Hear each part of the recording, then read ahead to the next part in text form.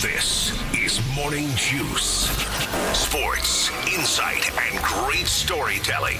Starring Bobby Carpenter and Jeff Tito Thitoff. It's time to attack and dominate.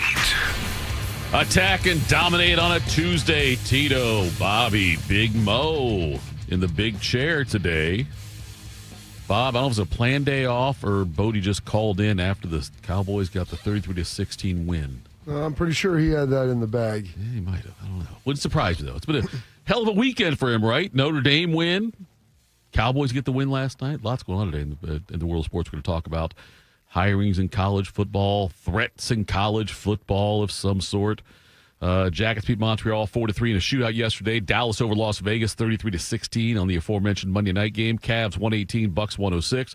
We get the CFP rankings tonight. Morning Juice sponsored by Riverside Bank in Dublin, an event at risk of leak protection. 2 full hours here on YouTube, the Fan app, and HD3. Download the show anytime. Catch us from 10 a.m. to noon on 10 TV Plus. Here, replay the show on Fan 2, the Fan 2, 1460 a.m. from 1 to 3 p.m. Also, check us out live on Facebook and Twitter. It's a Schlegs Day. Good morning, Bob. Good morning. How you doing, Thitoff? You enjoyed the game last night? I did. I went to bed at halftime, but then, as people my age might do sometimes, got up to pee later. Before the game was over? Yes. I mean, you can't get like 2 hours of sleep after you fall asleep? And so... Really? Yeah, and so I woke up Bob. I took care of what he'd take care of, and then thought I'll check in on the game and see what it was, and I watched the last probably 10 minutes of it. So, yeah, I didn't even make it through the early part. As long as you saw through the second quarter, that's when Dallas really poured it on. Yeah, they did. They did. Looked really good. I didn't really make it. Wasn't a joke yesterday. I was being serious. Like I would want to play that team in the playoffs. I'm not saying Dallas? they can score. They can definitely score. Defensively, we'll see how they continue to look. I mean, they played Oakland, or played Vegas. Right. You know, they're not writing any letters home about how good they are. I mean, Chip Kelly, I thought, did a great job last night trying to navigate that offense. They threw it a bunch. They're doing what he can with what he's got, and they'll continue to get better under Pete Carroll and him, but not a ton of weapons, obviously, right now. But Dallas's offense looks good, and outside that strip sack early on by Crosby, I mean, they really seem to put it together, and you know, with everything that's transpired down there, I think that they've got kind of a greater meaning, and we'll see if that's able to rally them. I know Brian Schottenheimer was able to kind of pull it all together and did a great job of handling everything with them the last couple of weeks. Doing a quick perusal of the standings here, and Dallas right now is sitting on 4-5-1. Mm-hmm. The 7th seed is 7-4. It's going to be quite the undertaking to end up moving up into the playoff picture, but nonetheless, they've had a couple of games. The tie with Green Bay is going back to haunt them, but also there's some other times this year where they should have or could have gotten the win. Mo, how are you? Losing to the Cardinals last week. 2 weeks ago hurt. That was a bad one, Bob. That was a really bad loss for them. How you doing, Big Mo? I'm doing wonderful. It's good to be here on a Tuesday, and I finally get to be here on a Schlegs Day. Oh, I'm really excited about. Oh, yeah, it's a. It seems like a few days during the week, Bob, we've got specific individuals that come on that are like when we got Schlegs, an eclectic personality like Your Highness. You know, we got some days where it's like you're not really fully in the show unless you've experienced those kinds of days. And AJ Hawk and Ask AJ Friday, yeah, like those kinds of things right there. You get a chance to talk to Bender on Mondays. We get Breer. We got a nice group of guests, and you need to experience all 5 days of guests before you really probably feel completely into the show. All right, Bob, you ready to make people smarter? Let's do it. Time to get smarter. Morning Juice presents Today in History. Here's your professor, Bobby Carpenter. All right, Carp, do your thing. Here we go. It is Tuesday, November 18th, the 322nd day of the year. 43 days remaining in this 2025. This date's 1626. The new St. Peter's Basilica in Rome is finally consecrated. This date, 1872. Susan B. Anthony and 14 other women are arrested for trying to vote in a presidential election on their quest for ending women's suffrage. 1928. The release of Steamboat Willie. It was the first fully synchronized sound cartoon. You ever seen Steamboat Willie, Thitoff? I think I've seen clips. Seen clips? I don't think there's a whole lot to clip, but I don't know. I think sure. I don't know. There we go. 1949, Jackie Robinson wins the NL MVP. The batting average of .345. 1963, how about this? The first push-button phone goes into service. Really? The buttons. Yeah. Before that, what was it called? Rotary. There you go. Dude, Rotary dial. Yeah. It was so hard to What do angry you call think- someone back. Well, Yeah, it was. What do you think the youngest person is around that's used a rotary dial phone? Did you use one? My grandma had one. Okay, so you've used one. Put the pencil in there and help spin it. Oh, yeah, you would do that, right? Yeah, I'm trying to think of. pen. It's so hard to remember how we were so, I don't want to say married to, but I don't think I my would parents say had one. 40. I think 40. That's Yeah. probably my youngest brother is 32, and I don't know, or 34. I don't know if he's 34. I don't know if he is ever seen. I mean, he would have been really young. Yeah.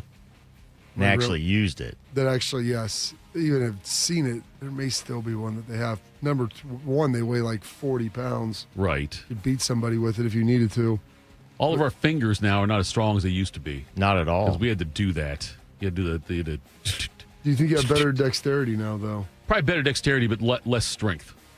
Less strength. Okay, there you go. This date, 1970, Joe Frazier knocks out Bob Foster in 2 rounds for the heavyweight boxing title of the world. Foster courageously gets to his feet. Champion Joe Frazier moves in to finish it. Paralyzing punches by champion Joe Frazier. A dynamite left hook and Bob Foster goes down again. The referee picks up the count. Bob vainly tries to get to his feet. It's all over. Joe Frazier wins by a sudden, dramatic knockout. I mean, you'd think that there could have been a little more excitement in his voice. There wasn't a lot there, was there? He vainly tried to get to his feet. Yeah, What does that mean? that's a pride thing. That's all that is. Pride trying to battle back up. This date, 1978. It's a rough one. You know, Thitoff, been in a lot of cults. More fun as a follower, more money Is as this a the leader. Jim Jones thing? Jim Jones and the People's Temple claimed 918 lives, 908 of them in Jamestown. 270 of them, unfortunately, were children. That's But a brutal time down there in South America. Do you have sound for it before I talk or not? Back at the commune, Jones gathered his followers for a final sermon. We've had as much of this world as you're going to get. Let's just be done with it. Let's be done with the agony of it. This time, Jones served a punch spiked with cyanide. More than 900 died, 300 of them children. Jones shot himself. We know from autopsies conducted later that a considerable number of people were held and forcibly injected with the poison. In the end, how many relatives did you lose? I lost 11 relatives. Wagner Wilson and her 3-year-old lived because they were part of a small group that escaped during the confusion that morning, hiking through more than 30 miles of dense jungle to safety. Don't drink the Kool-Aid. 30 miles. It's amazing how many references there are to that. Everybody's like, you're drinking the Kool-Aid. And I don't know if probably many people under my age even get that. It's if you ever go back and see like the news footage from it and some of the stuff, it's eerie. And I'll tell you, Bob, Is it more eerie than the Heaven's Gate cult, though? They were riding on the back of that asteroid, and they put all the Air Force Ones on. Yeah. Here is the reason why it was more eerie for me. You were in it. I think Stacy Keach played Jim Jones in a made-for-TV movie about it. And I was, it happened in 78. I think the movie came out in 79 or 80, so I was 8 or 9 years old. I was way too young to watch the movie because it completely freaked me out to this day on religion. Yeah. You know what I mean? Like it scarred me to the point where when I watched how foolish people can be about following a certain religion or certain thing, and like how crazy things can get, that even to this day I still sometimes will struggle with that, Bob. So we've got Jim Jones, Marshall Applewhite, David Koresh, best cult leaders. We're not doing a poll question. I mean, I think that's a great poll question. We can't do that one. You know, I mean, what's wrong with that? Well, you probably can't word it greatest cult leader. No, listen, Most what we say, most charismatic successful. leader. Yeah, charismatic leader. Listen, if you're able to convince people of things that are not true and they're willing to give their life for them, I We mean, do it every day. Well, I not would the life define part, that no. as a high-level leader right there. That Maybe not directed in the proper channel, right. but their ability to persuade and follow is key. It sounds like every church I've gone to. I'd see that, and I try not to be that negative guy, but I'm just like that still affects me after watching that movie when I was like 9 or 10 years old. Okay. Imagine if that was how you were introduced to religion, just watching the movie. Yeah, if that was the first and then time. you go to church, and the first time you go, they have a potluck. Right? I would be like, I'm going home. Yeah. I'm done. I don't know if a church potluck is quite the same as Hey, Jonestown. hey, that's your first Jones time. Jones may have told him, hey, we're going to have a potluck. You need to watch the David Koresh Waco deal on. I'm afraid to Netflix. watch it. It's great. I've heard it's really good. Oh. It's what's his name off Friday Night Lights. Is in it too. Taylor, Yeah. Yep. John Simon watched it, and his wife, he goes, she was kind of on his side. I think it's just because he was David Koresh. And he's like, it felt like, this is not how it was portrayed. They're portraying this through his eyes. Like, so it's a little bit, it's obviously not exactly how it went down. He's not the victim in this. Oh, goodness. This date, 1993, Nirvana records their MTV Unplugged concert.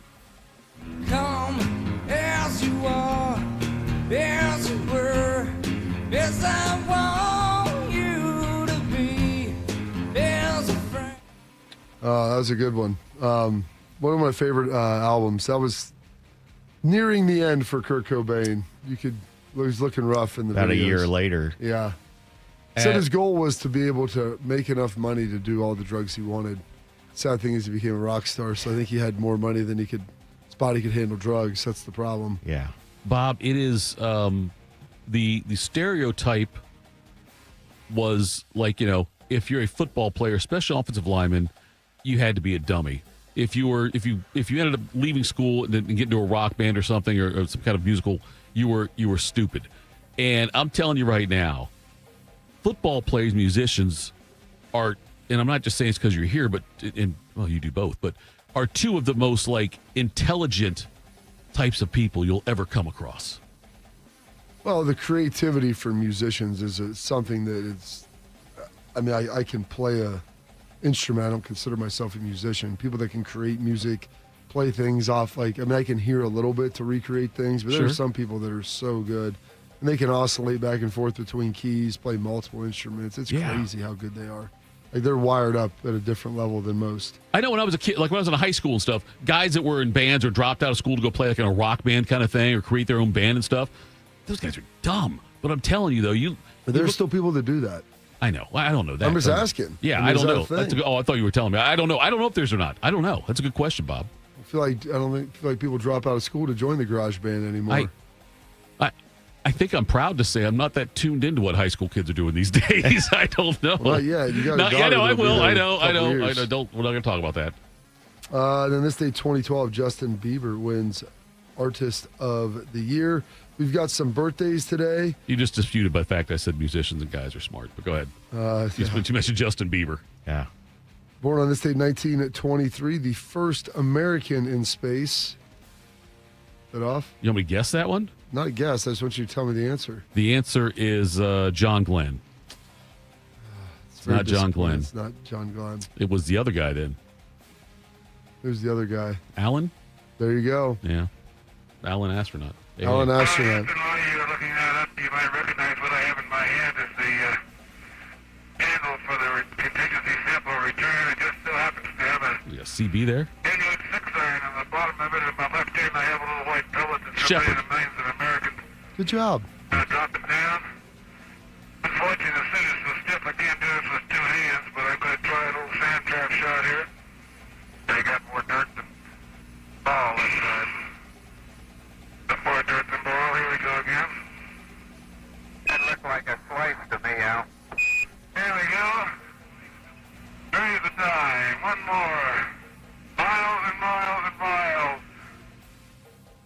There we go. Alan Shepard, first American in space, second person all time to the famed Russian Yuri Gagarin. That sounded like he was on the moon. Yeah, Did he go back on the second moon landing? It was, I believe, the third. He actually was taken out of service not long after his first flight because of an inner ear issue. And he had to have surgery and everything and never thought he would make it to the moon. But he kind of worked his way back and actually pushed a few guys out of the way. That's right. Because he was Alan Shepard. Yeah. And made it to the moon. There's I guess there's a certain point where you have to be where you're considered to be in space. Like, is there a certain mileage? Is there a certain? Yeah, I forget what it is. Okay, there's like I would think the moon would be in space. The moon would qualify space. Yes, I'm saying I'm sure at a certain point, point, certain height where you get through certain zones. Alan Shepard pushing his way. I mean, there is some level of courage that you would need to be the first person in a spaceship that goes up there. I mean, we went from like a dog to a monkey to a human. Right. You know, the human is kind of the big jump to kind of get there. The other ones are a little disposable. And people think, well, he was only up there for 15 minutes. But at that time, 15 minutes in space, not knowing what would happen. Going up or going down are the two things that would worry you. Exactly. Probably once you were there, probably felt fairly stable. Then they're like, all right, time to come back in. Hopefully these thermo shields work and we don't just incinerate on the way back down. I just picture Alan like sitting down in a room with the dog and monkey saying, hey, what was it like? Yeah. You need tips? The dog and the monkey, I want to see the dog and monkey, how they respond to that. I wish there was video of that. Like, hey, once you get up there, what's it like? Were you scared coming down? Was it a rough ending? What's it like? Well, this guy would be able to tell you. There was a man that he paralyzed on the football field. Oh no, we're not. I'm still laughing about that. I tried to get Bodie to see if we could play that with Charlie Murphy. It's Jack Tatum's birthday, born on this date, 1948.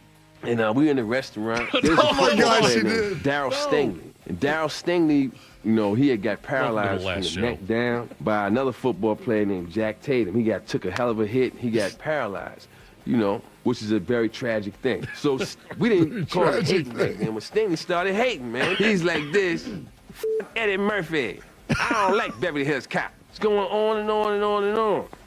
Loud, man, like the whole restaurant could hear it. No one is saying anything to Daryl because, as a culture, as a society, it's kind of wrong to step to this guy. But, like I told you, man, I make my own rules. I went over there. I told him, I said, look, man, you want me to flip your fucking chair over?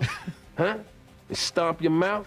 Because that's the only thing that's moving. You want to lose that? And he looked me in the eye and he seen that I was dead serious. I was going to flip that motherfucker's chair over and stomp his mouth, man. And, then his eyelids was trembling because that's the only thing that can move. And the girls that was over there, they was quiet. And I heard one of them say, Daryl, you're not eating anything. He had lost his appetite. That's a lot to make me uncomfortable. It's the most amazing thing ever. I didn't think you'd actually put it in there. Good for Bodie. I wasn't uncomfortable because I know I wasn't the one that put it in there. That's good. Bodie was. Moving on, Warren Moon turning 69 today. A lot has been said about me as being the first African-American quarterback into the Pro Football Hall of Fame. It's a subject that I'm very uncomfortable about sometimes, only because I've always wanted to be judged as just a quarterback. But because I am the first and because significance does come with that, I accept that. I accept the fact that I am the first, but I also remember all the guys before me who blazed that trail to give me the inspiration and the motivation to keep going forward. Warren Moon's awesome. Got a chance to have done a couple events with him. Oh, really? Yeah, throughout the years. And really good dude, man. Really good guy. Singer Kim Wilde turning 65 today.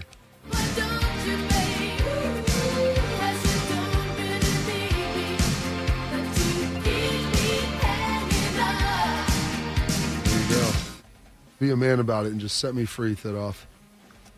I don't buy it. That whole thing about if it's true love, let it go. She comes back. It's meant to be. That's a bunch of BS. Rough one today. Bodie was sad about this. Born on this day, 1963, Maryland legend and Celtics draft pick Len Bias. The Boston Celtics select Len Bias at the University of Maryland. There he is, Len Bias. Len was sitting by his mother. She is here with him. Len Bias, who had a great career at Maryland. Many people think he may be the best athlete in the draft. And Larry Donald, how would you position that with Len Bias? Well, he certainly has to be about the happiest man. He goes from a Maryland team which struggled and had to rally to get into the NCAA tournament, and now he's going to the world champion. It's wild. You think about him and Reggie Lewis that they had over. And they still had Bird. Yeah, at that point, they would have had Bird and McHale and Parrish and those guys. Yeah. DJ, all those guys were on that team. Mm-hmm. And I get so angry about Len Bias because he would have extended those guys' run another 5 years. Absolutely. And he, from what I understand, he never really did drugs. This was like... Yeah, that was one of the... Brian Tribble, one of the guys who was involved in it as well. People say he's never used them before. That was his first time doing that. But, God, he was good. Yeah. Oh. Some other birthdays. Four-time All-Star Dante Bichette turning 62 today. Todd Bowles also turning 62, the head coach of the Tampa Bay Buccaneers. Gary Sheffield, 509 career home runs, turning 57. Mets down by a run. And he drives one deep down the left field line. Hit it toward the corner, and it's out of here! Gary Sheffield with his 500th career home run. His first as a New York Met, and the Mets have tied the game at 4-4. And they all come out to greet Gary Sheffield. His first hit as a Met puts him in the 500 home run club, the 25th player to reach the... I don't even remember him playing for the Mets. And he's still getting paid by the Marlins, right? Of course he's getting paid by somebody. Up tomorrow, yeah, somebody's paying him, though, yes. Good work if you can get it. Yes. Turning 55 today, political columnist Megyn Kelly. David Ortiz in his 541 turning 50. Ortiz into deep right field. Back is Sheffield. We'll see you later tonight. Ortiz fights it off center field. Damon running to the plate, and he can keep on running to New York. Game 6 tomorrow night. Bases loaded. 2 out. Hard hit into right. Back at the wall. Tie game! Big Papi! The grand slam! Pretty good. The fact that Sheffield got dunked on later in the show, I feel bad. We're celebrating him on his birthday. There was a time, like, I don't know, maybe 2008, 2009, T-Mobile had this marketing thing came out, and it involved Ortiz and Jeter and a couple other athletes as well, baseball players. And basically what it was if you went to some website and typed in your phone number, you would get a call back from one of those guys. It was just a recorded thing like, hey, this is Big Papi from Boston Red Sox. Cameo before Cameo? Yeah, but it's like, T-Mobile's doing this and this or whatever, and I used to drive my friends crazy because I would just sit there and put their numbers in throughout the day. When You're a terrible human. Wow. I know I am. And they would just get random calls, and it looks like it's coming from your own number, is what it does. I just type my friend's number, and it looked like it's coming from your own number. You answer, hey, this is David Ortiz, Big Papi of the Boston Red Sox. Let me tell you about T-Mobile. You're a bad person. Breaking news on that one. Well, exactly. 7-time gold medalist, I believe 10 total Olympic gold medals. Allison Felix turning 40 years young. Set. And there's the start. Carmelita Jeter outside lane. Here's Felix, Richards Ross, Campbell Brown, Fraser Price. Still an even race as they come to the home straightaway. And Allison Felix now takes a short lead. Veronica Campbell Brown, Shelly Ann Fraser Price. Fraser Price and Felix. Here are the two battling to the line. And Allison Felix gets her gold. Fraser Price is second. It looked like Jeter was third. So after being a bridesmaid for the last 2 Olympics, it's Allison Felix who will be throwing the flowers tonight. As the young lady that her high school teammates used to call chicken legs is now the Olympic champion. I'm sure she wanted to be reminded of that. Oh, yeah. It's amazing, though. She was in like 4 or 5 Olympics. She was just in the last one. I think she got the bronze. Wow. It was remarkable. She'd had a kid or two in between. I mean, she's a heck of a runner. Unbelievable. But I think 4, I don't think it was 5, but I think it was 4 Olympics for sure. Tough to come back from an ACL injury or torn Achilles injury or pregnancy. Oh, I've never had a kid. Question. I don't think I'm capable of. I've never torn my Achilles, but I can have an opinion on it, though. Of course. That's what everybody wants to hear. My opinion on that. I think torn Achilles is hard to come back from the pregnancy. Long way from that was Jeff Thitoff, everyone. That's fine. There you go. And we all share it together. We're a group. We're the three of us. Yeah. All for one and one for all. Beams off celebrating today. His boy Caleb Williams turning 24 years young. Low snap. Williams fields it to the end zone. Touchdown! Roma Dunze! First touchdown pass in the career of Caleb Williams. He predicted it. We chatted with him last night.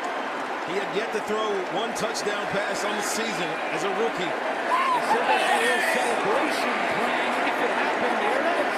They're going to fight about who gets the football. It's the first career touchdown for both of them.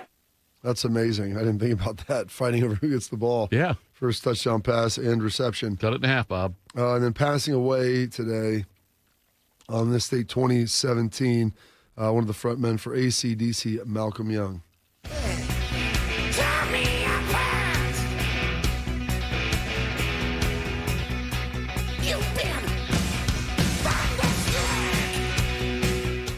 There we go with that. Some holidays and observances. It is Mickey Mouse Day. It's National Apple Cider Day.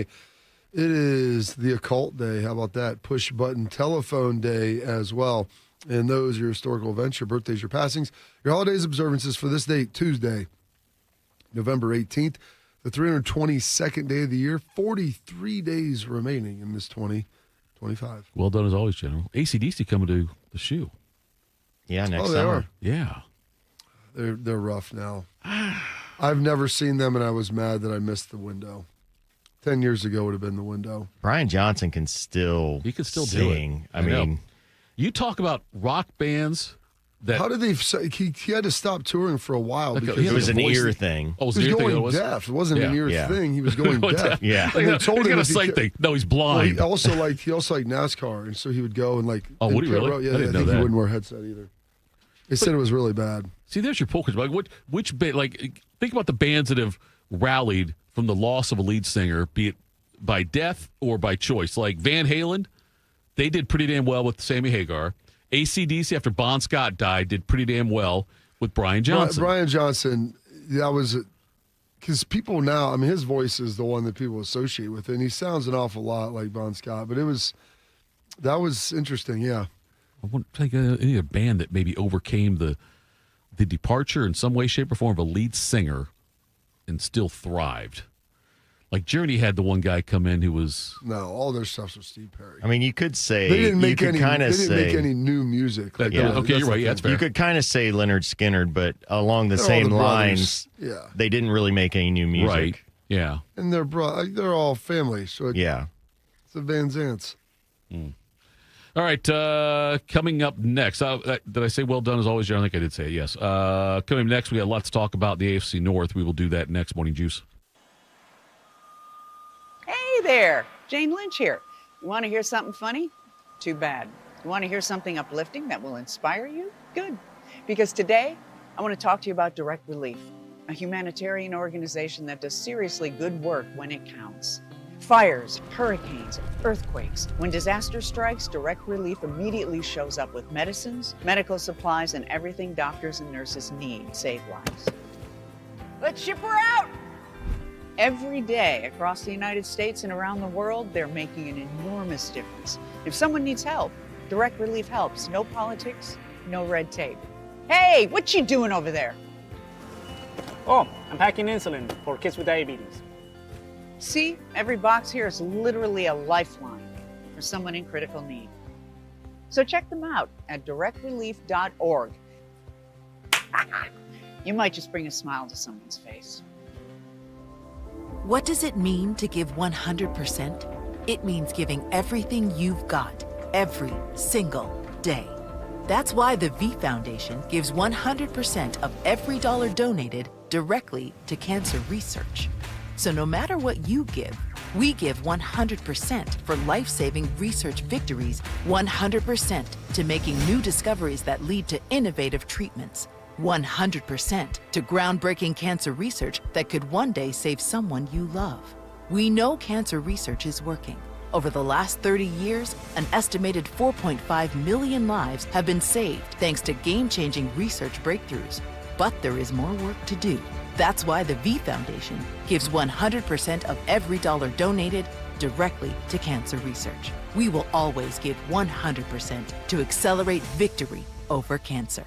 Don't give up. Don't ever give up. Donate today at v.org. You know a thing or two about the moments in life that matter. You've seized those moments to embrace joy, accomplish great things, and build meaningful relationships. Is it time now to sit back and reflect on a life well lived? Maybe. Or maybe there's more to be done. Maybe this is the most important moment you've encountered yet. By volunteering with AmeriCorps Seniors, you can seize the moment, lend a hand, and get back more than you give. We connect you to local volunteer organizations with opportunities that fit your schedule and match your interests. Through AmeriCorps Seniors, you can support people in times of need and make your community stronger. You can become a companion to your older neighbors, brightening their days with friendship. You can even become a mentor for young people, serving as a role model and enriching their lives.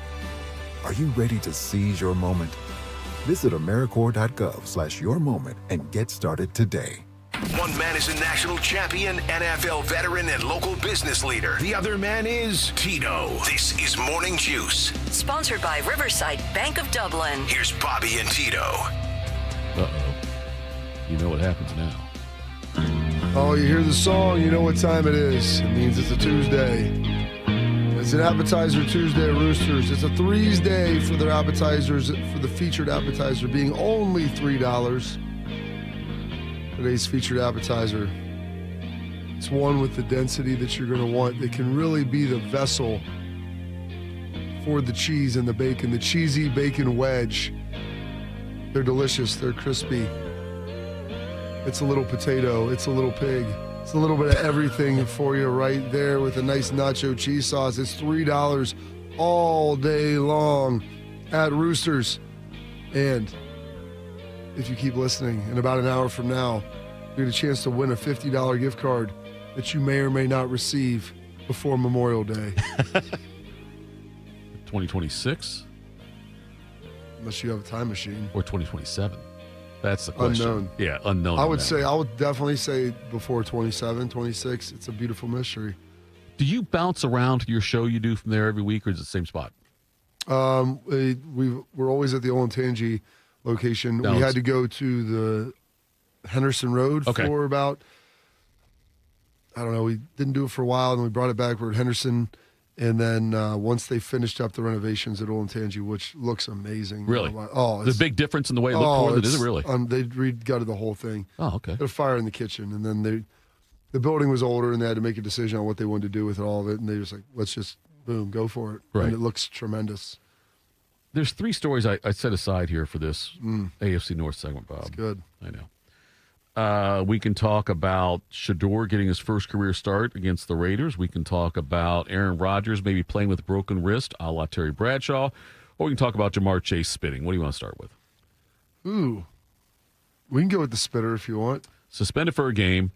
Jamar Chase for spitting at Jalen Ramsey. For the Steelers. I think at 2 on. At 2 on? I mean, that seems like a French phrase. It was directed at him and eventually landed on him. It's in the general direction. General direction. I haven't seen the video. Like the term general awareness, like generally spit in his direction, I think it did land on his person. So he gets suspended for a game, and it's going to cost him, I think, over $500,000 in his game check and his roster bonus thing. Like his game check's like $448. And another like $56,000 or something for being on the roster on game day, which seems stupid to me, but whatever. That's all part of how they. Well, there's a reason why they structure things like that for suspensions and the things cap like thing, this. and then not for cats. Yeah, a little bit of cap, but like the roster ones are guaranteed. There's a lot to it. But don't worry about it. Okay, so Chase missing the game now, and Chase is denying it, even though. They have video of it. That's what I'm saying. He said I didn't do anything. But anyway, this Bengals season, I feel like I keep thinking it's done. It's over. I feel like now it's really over. Well, they're 2-7. I know, but I kept thinking, if they can just they got a couple of winnable games coming up. They get those and get Burrow back. But losing Chase for a game now, in a very selfish move on his part. 2-7. Yeah. If they were like 4-5, maybe even 3-6, but they're 2-7. Like that's tough. You got to win out at this point now, and they're not going to win out. No. That's what you'd have to do. I mean, the Steelers have kept it close. The problem is the Ravens are getting Lamar back now, and they look good. They look good. The Ravens do look good. Yeah. They look good against that. The Shedeur Sanders thing, there's two schools of thought on that, Bob, I think. One is you can say, well... I thought we were going to go two schools of thought on Jamar Chase. We could do that, too. Spitting versus not. Some think it's okay. At two, what did you say? At two on? That's what it was. At two on. I love that phrase. I think that's I do. It does sound French to me. At two on? Yeah. Or maybe it's Greek. At two brute. Yeah, I think that's what I'm thinking of there. I think it's at two on.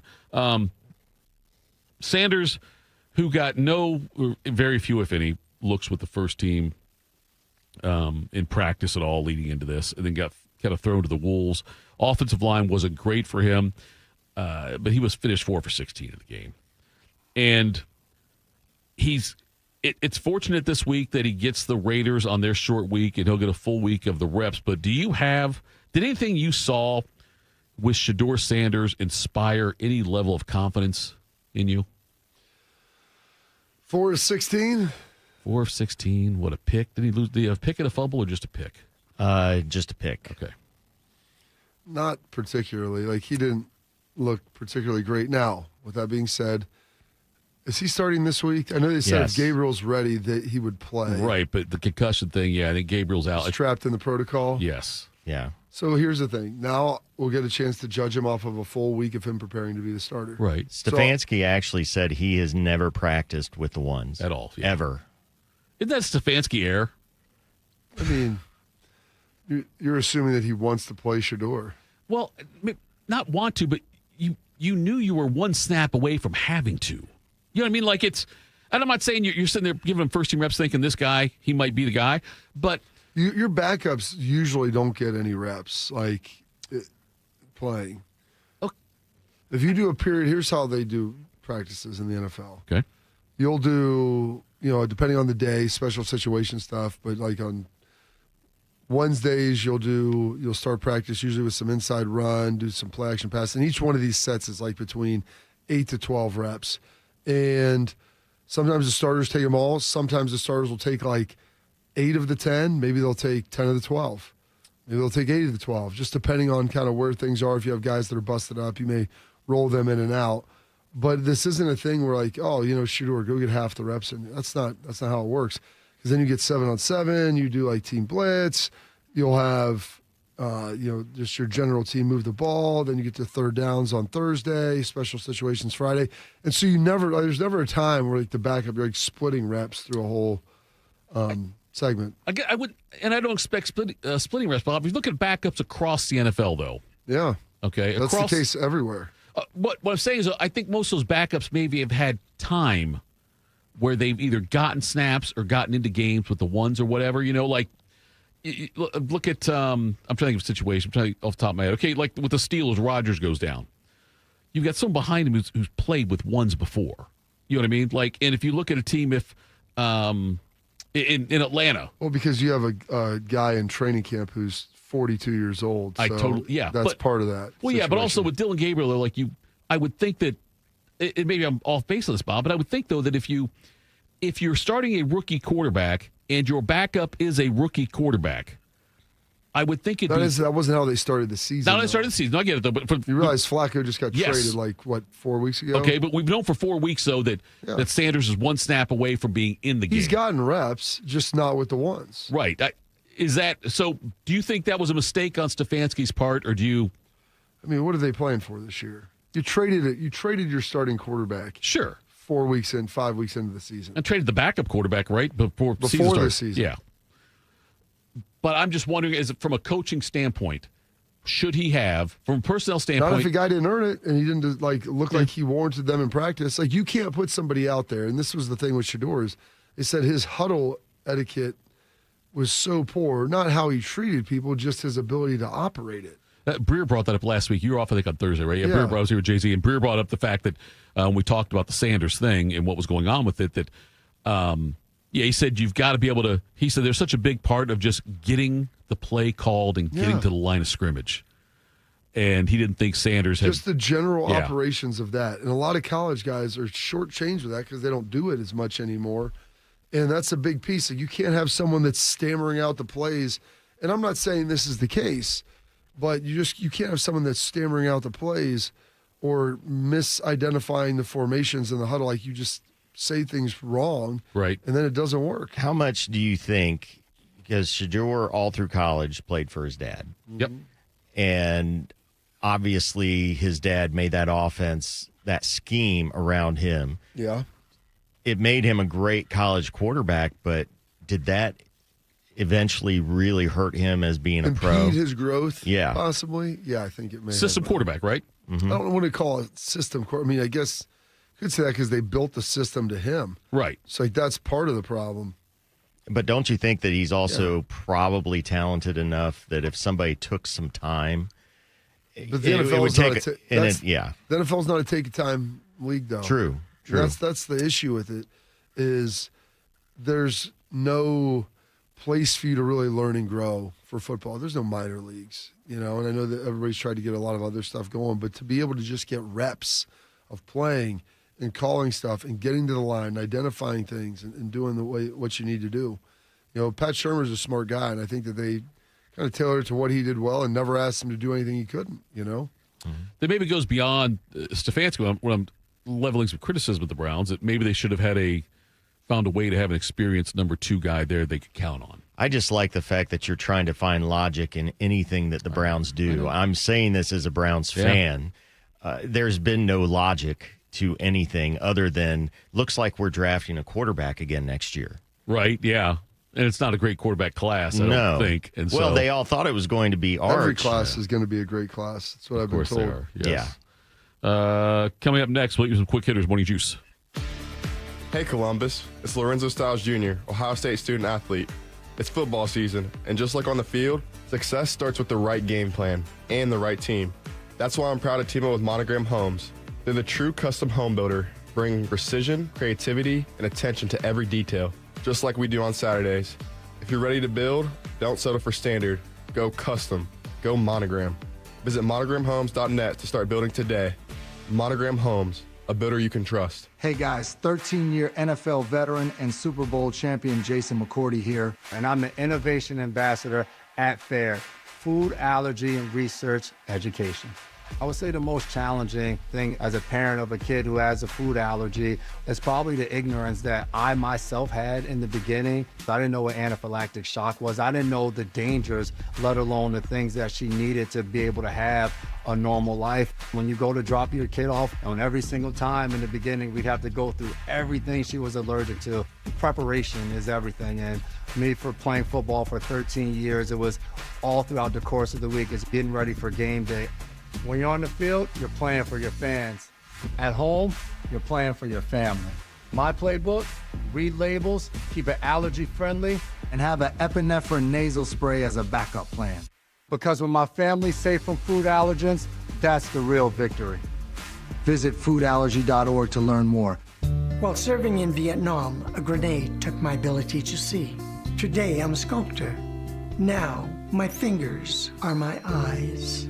I'm Michael Naranjo. As a veteran, I know the challenges of life can be great. In my art, turning a lump of clay into something beautiful, that is worth doing. Life is like that. We each must use what we can to make things better. DAV helps veterans like Michael get the benefits they've earned. They help more than 1 million veterans every year in life-changing ways. Now, I show others how they can create something with their own hands. I know it can do a lot of good. With support from DAV, more veterans can shape their lives into a thing of beauty. My victory is bringing beauty into the world. Michael Naranjo, may your victories inspire many more. Support more victories for veterans. Go to DAV.org. James Laurinaitis here for my guys at Green & Sons, the premier Kubota dealership in Central Ohio. Green & Sons has all the Kubotas you need to tackle your land and come out a winner. They have zero-turn skid steers, tractors from 18 to 171 horsepower, and also utility vehicles. My favorite is my RTV Sidekick. The best thing about Green & Sons is they've been family-owned and operated since 1970, and you will love dealing with the Green family and their winning team. Do what I did and check out Green & Sons located in Mount Sterling and Marysville or online at greenandsons.com for all your Kubota needs. Bobby is known as the General. Tito shops at Dollar General. This is Morning Juice. Morning Juice. Don't forget, folks, next hour, top of the hour, it's Schlegs Day. He'll join us. Also, Jerry DePizzo from OAR will join us as well, coming up at around 7:20-ish. That's all Schlegs dependent, by the way. Big Mel. You're not sure if Schlegs could be tapped out by 7:18, 7:17. He could be going, and we can't interrupt him until 7:25. Could even, maybe not even answer the phone. So that's a good point. It's all in play. I found that, Bob, and I just had a conversation about the show sheet, but I over prep for Tuesdays because I'm not always 100% convinced we're going to get Schlegs on time, and so I got to make sure we have something else in the holster there. Yeah. But right now, let's do some quick hitters. Morning Juice presents Quick Hitters. Sponsored by Dr. Mark Levy. If you're snoring and not sleeping, call Dr. Mark Levy today at 1-800-MORE-SLEEP. All right, Big Bo, your turn to shine, buddy. All right. Victor Wembanyama. He had a very big dunk over Draymond Green. Unfortunately, it was probably the biggest highlight of the night for the Spurs. But he said you have to respond a certain way to trash talk. So we know how Draymond is. He tried some of his usual antics with Wemby. We learned quickly the Spurs' young star wasn't going to back down from the challenge. Green started joining with Wemby and tried pushing him around in the early fourth quarter ahead of an inbounds play. Wembanyama responded with a vicious dunk off a lob on the inbounds pass before screaming in Green's face. Tito, number one, if you look at the picture in this article of the two of them, I mean, Draymond Green looks like a dwarf. Oh, yeah.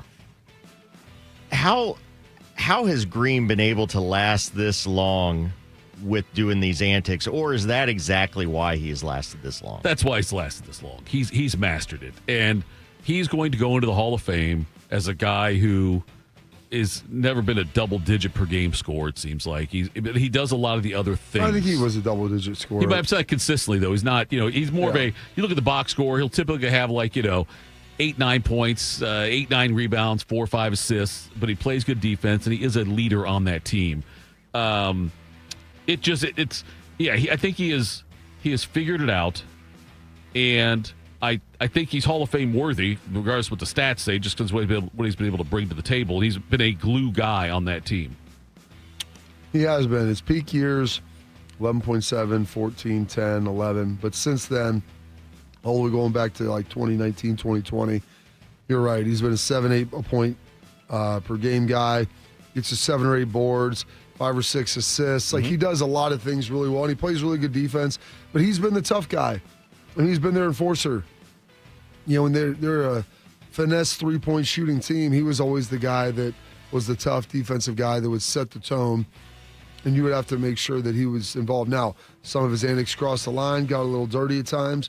I mean, he may have another year left, but he's beginning to run on borrowed time a little bit with what he can provide you now during the season. Let me ask you guys this. Has he been just as key to the success of Golden State as what Steph has been? Well, I think the way that they built that team, you needed a guy like him. I don't know if you could have won as frequently as they did without him, or someone akin to what he was able to do. He's essentially their Rodman with more offensive prowess. Rebounder, tough. Yeah, he's Rodman light. But he was a much better offensive player. I mean, sure. He averages his assists. I mean, that's the thing. There was a year he averaged almost 9 assists, averages 6, averages 7. He gives you a lot of that, but then he gives you the steals, the rebounds, and the toughness. So he gives you a little more than Rodman did. He may not have been quite as prolific rebounder, but he's a very good defender and can do a lot of different things out on the court. He's one of those guys that do the things that a lot of guys don't do.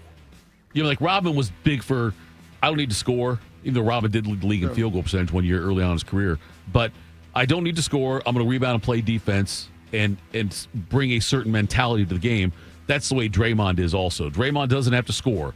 He's not begging to get a double-double every night. He's just out there. He does a lot of the things they need to do to get the victory. Jake Paul, we talked about last week. He will take a massive step up in competition when he faces former two-time heavyweight champion Anthony Joshua in the heavyweight fight scheduled for December 19th in Miami. Will be on Netflix. Some things to know about this fight: it is not an exhibition. It is sanctioned heavyweight fight that's scheduled for 8 3-minute rounds. The fighters will 8 also 3-minute rounds. Like, yeah. What is the 8? Like, can we not? Why can't it be 10? Yeah. 12. You know, they will wear the 10-ounce gloves, standard for heavyweight fights. Okay. Now, Paul is much closer in weight to Joshua, but will now have to deal with both a size and skill gap. Joshua, who we said last week, former Olympic gold medalist, has come in as high as 254 pounds and as low as 229 in his pro career. Paul's highest weight was 227 and a quarter pounds in his exhibition against Tyson. That's both heavyweight. Both heavyweight. My question for you, Bobby, if Paul does win this fight, and I know we all kind of agree. Are we going to check and see if it was see through the fight?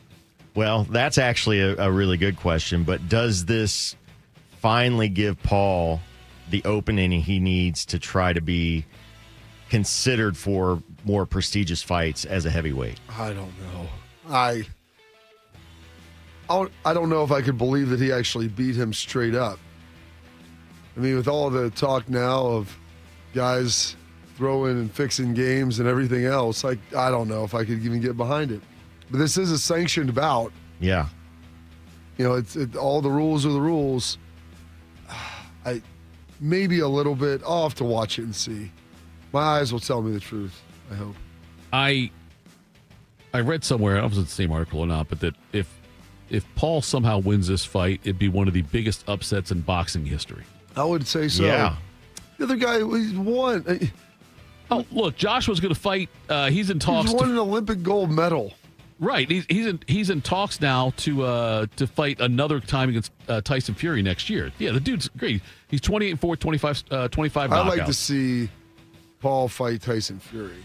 That's Yes. what I'd like to see. I would love to see it too. That'd be great.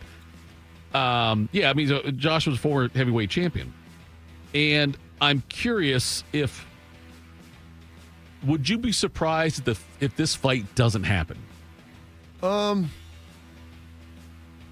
What, like they just are promoting it and then they're going to bail out of it? Because, like, the injury or something like that. You know, they'll mock up an injury or something. Because December 19th, not a lot of time to train for a fight. Or Paul actually realizes, oh, man, I'm going to die. Yeah. Like, it just said, you know, He'll die, but he'll just get a nice beating.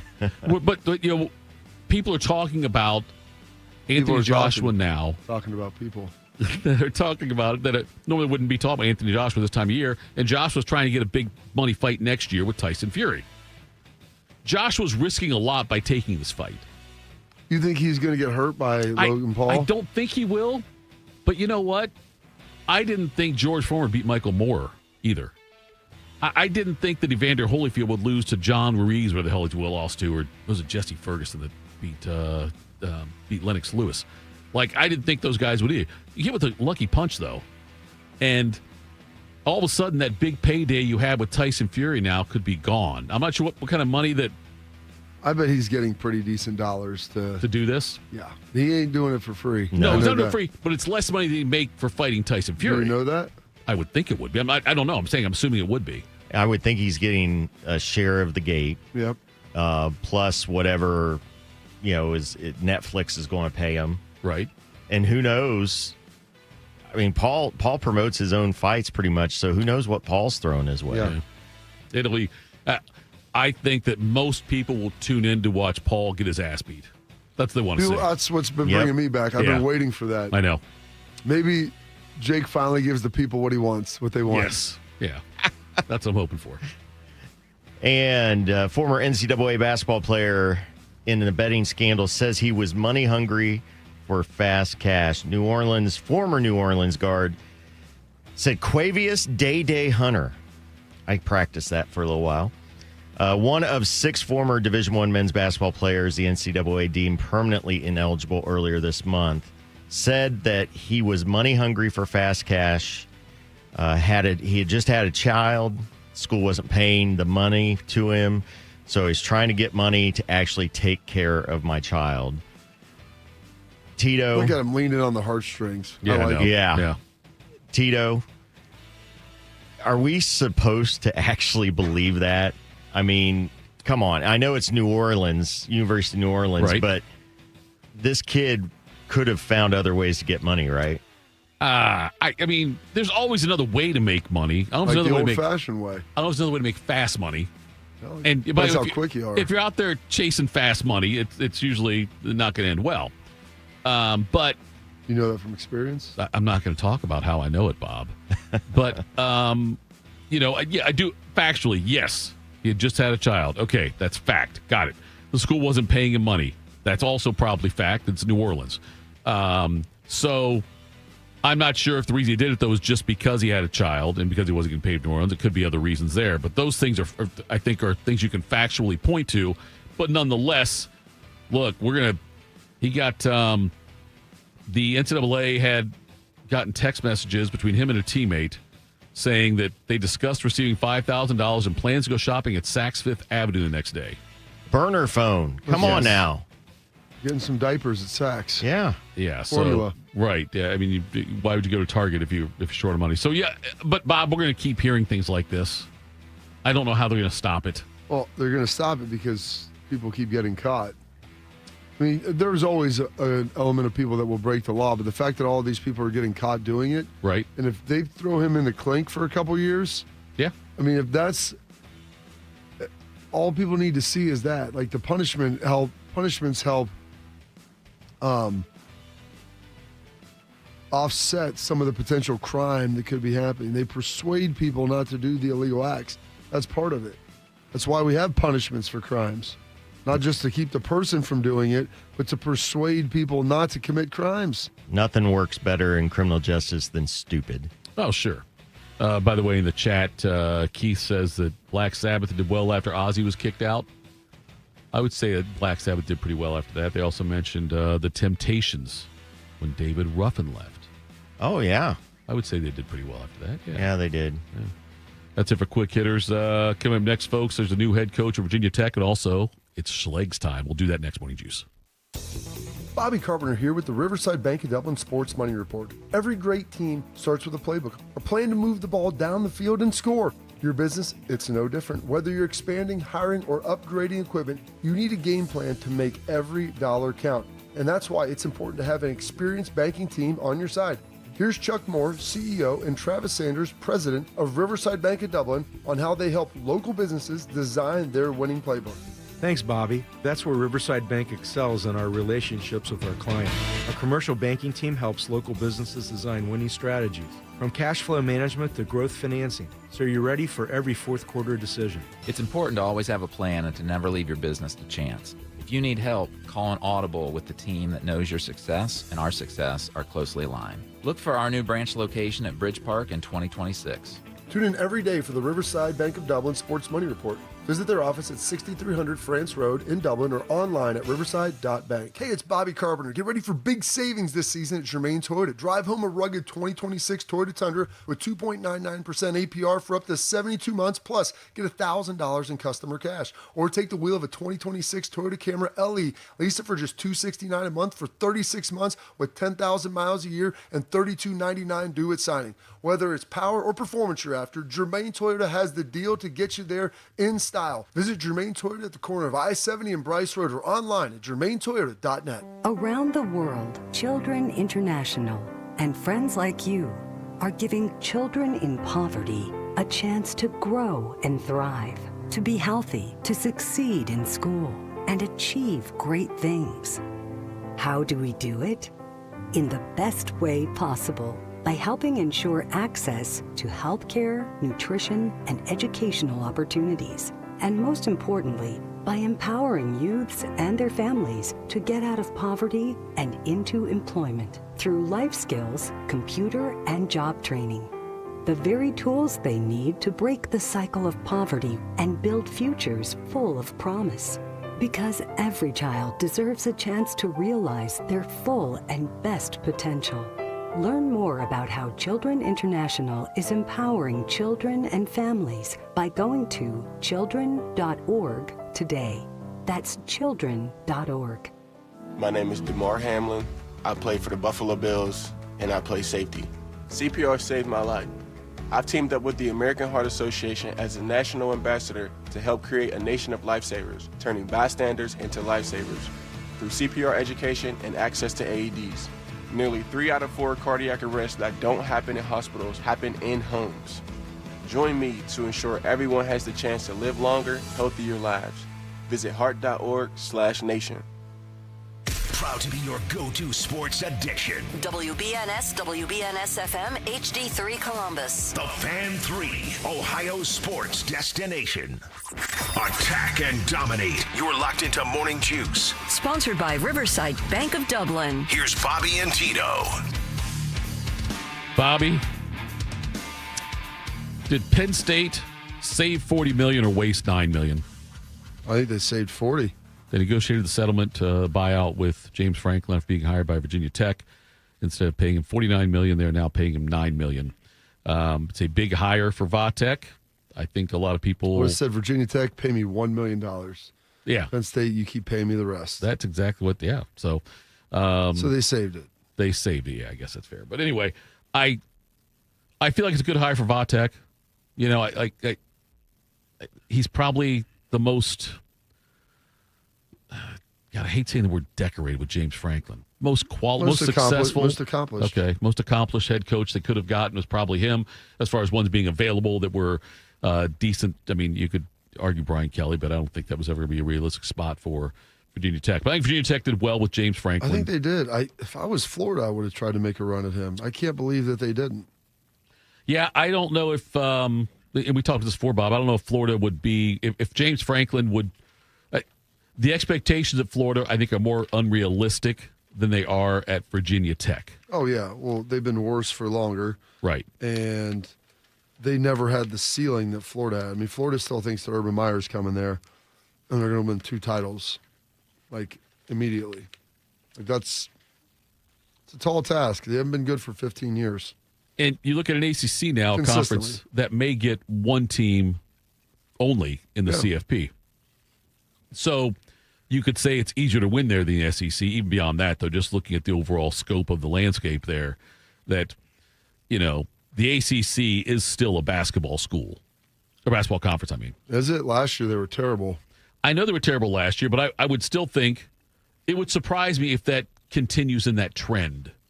That I know that football is going to obviously bring in more money and all of that, and more eyeballs, but I still think of the ACC, though, as a basketball conference as a whole. Think about that, but last year they were not good. They're looking to be a little better this year. Right. But there's, like, in college basketball, you could say that, you know, consistently Duke is a team that is a Final Four possibility. How about North Carolina? It's up over there. North Carolina, Hubert Davis, it's an important year for him there at North Carolina. I know he had a lot of success when he first got there. How's it been since? It has been great since then. But I'm just saying, like, you know, with the ACC every year, you can't look at it and feel confident that one of these teams is the best 4 in the country. You know, but most of the time you say it with Duke. But that's kind of the way I look at it. It's a smart hire, though, for Vatek. Good for Penn State to save the money. Virginia Tech's going to invest a lot of money, it looks like, into the program now to try to give Franklin a chance at more success. Fair? Yeah, I think that they'll have some success. He's the best coach that they could have got. I don't know who at Virginia Tech else you would have thought. Yeah. Maybe Shane Beamer, bringing him in if South Carolina moves on or he wants to leave. Right. But I just don't know where else you would have gone. Like, there's not a lot of people lining up for that job. Now, they did say that they were going to do a huge infusion of like $250 million into their football program. Whether it's coaches, facilities, players, and how all that looks over the next 4 years. So that is a lot. So there are going to be expectations that come with that. When people spend money, they expect results. But my question is, though, what are the results there? If they win the ACC, that's huge. A statue. Yeah. If he gets back to where he wins the ACC, that's big. And it's much easier to get the playoff through Virginia Tech than through Florida or through even LSU in some cases. Not that Frank was ever considered a candidate for those schools, certainly. But and we'll talk more coming up in the next segment after this. We'll get Schlegs on here, but then we got Jerry DePizzo from OAR joining us. We'll talk about what's going on with Lane Kiffin out there at Ole Miss, 'cause there's some interesting things that have happened there as well. But yeah, Franklin, though, put out a statement how excited he is to be there with Virginia Tech, and we will see how that... The Beamer thing for him is as good as he's going to be able to recruit the DMV area in a big way. This is going to be bad for Penn State. I think part of it, he took this job because he's a little Tom Petty and knowing that there's a big overlay in the recruiting basis. And now we are joined by this guy. Oh, I got to play his intro. There, Big Mo. So pot it up. There you go. The best way to start a morning is with a heavy dose of iron. Gas station ready, always. It is Schleg Day. He's Anthony Schlegel. He's joining us here on Morning Juice. Good morning, Schlegs. We just talked about the James Franklin hiring at Virginia Tech. And expectations at Virginia Tech are different than they are at LSU or Florida or even Penn State for that matter. Do you like this fit of James Franklin at Va Tech? Well, hey, good morning, Columbus, Ohio. And, I think that he can recruit that area. He did well doing the East Coast. The expectation at Va Tech, you play in the ACC. The ACC, the leading team right there is Miami at 15. You're going to be at one big league. Can you be in contention every single year? Can you try to get to the playoffs every once in a while? It is a more of a less pressure-packed position. Great program. Va Tech, when we were in college and in high school, they had some dudes, man. It was fun to watch them. But I think it's a really good fit for them, honestly. You go look at Auburn or LSU or Florida, those ones, not for him. And I think he kind of knew that too. What do I want to do? Where can I go and enjoy coaching dudes and playing games and not have to worry about my job every single year? Va Tech's a good spot for you, James. For you, that's good, Schlegs. I know he would appreciate it hearing that from you. What are some of your thoughts coming out of Saturday? Oh, Bob, I have so many thoughts. Thoughts coming out of Saturday. Well, the running game looked really good. And, and how does that start? It starts with Austin Centerfield. It starts with Carson Henson. Starts with number 51, Luke Montgomery. As they said on the thing, playing nasty. Those guys are your offensive players of the game. Tight ends, finishing dudes just like you, Bob. You're such a good dude finisher. Probably the best out there. Was that a Trump impersonation there? Because Jelani, it was funny because you're watching. I'm having people hit me up on X and or the Twitter machine. I don't know what it's called anymore. But anyways, they Jelani blocked the dude into the boundary, and then he had a really good block on that kickoff that Lorenzo took out. And I'm happy that he took it out. He, Coach Day likes him to take the touchback because of their offense, and he's like, man, I'm taking this out. Better score a touchdown, but he took it out. It was fun, man. It was great. Probably not the sharpest. There was some misses, but you know what though? Here's the best thing. The best thing about all this is you had guys that are very, very talented that were able to go in and have an opportunity to learn on the job. And you saw that on offense, you saw it on defense. And while you're watching, you could see a play that before they got beat on or were late on, and guess what? This time, they were not. And, that's the why. And they're going to call things in that game. They're not going to just call, the perfect calls. They're going to be like, no, we're playing this. Let's see what you can do. And it might not be the most advantageous because you know what they're running, but who cares when you're up that much? So that's that. I think at the end of the day, the Ohio State Buckeyes got out of that victory exactly what they wanted to get out, 48 to freaking 10. I think I said 42 or 45 to 10. I didn't expect him to score any once Nico wasn't there, and I wanted to see Nico play because of what you got with Underwood at Michigan, with what you got with Mateer, bigger guy, Gunnar Stockton. I mean, the mobile quarterbacks that can move the chains. I just wanted to see that against a bigger, more physical guy than a Demond Williams from Washington. So that was quite disappointing. But other than that, I felt really good about it. Schlegs, how? At what point, or maybe you already have, do you start having a plan for Thanksgiving? Meal, who's coming, when they're coming, what we're doing? At what is it? Did you throw it all? Did it all get thrown together because you guys have done it so long that it's on autopilot, or do you start actually planning things?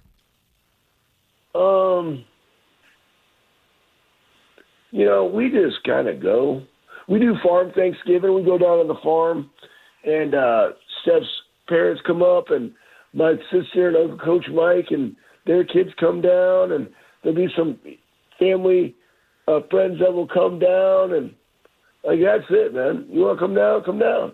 If not, cool. What's the plan? I don't know. Maybe shoot some guns and have a fire. Because that starting with that Monday, the following Monday is, guess what? Gun season here in the great state of Ohio. So get ready. But that's it. These things, guys, don't sweat the details. Just enjoy what it's supposed to be, and that is to go into a food comatose, watch a lot of football, and be thankful. Did you guys hear the same thing I heard there? I feel like that was an invite to me. He said, "You want to come down? It come seemed down." like it. Was that just, or maybe Schlegs? I don't know if you were just Schlegs saying in general, like, "Hey, I tell people you want to come down," or were you saying, Tito, if you want to come down, come down? Yeah, I'll have to run that by my in-laws because they don't know you. They don't watch the show. They don't listen to the show. No, I have to make sure that you got approved.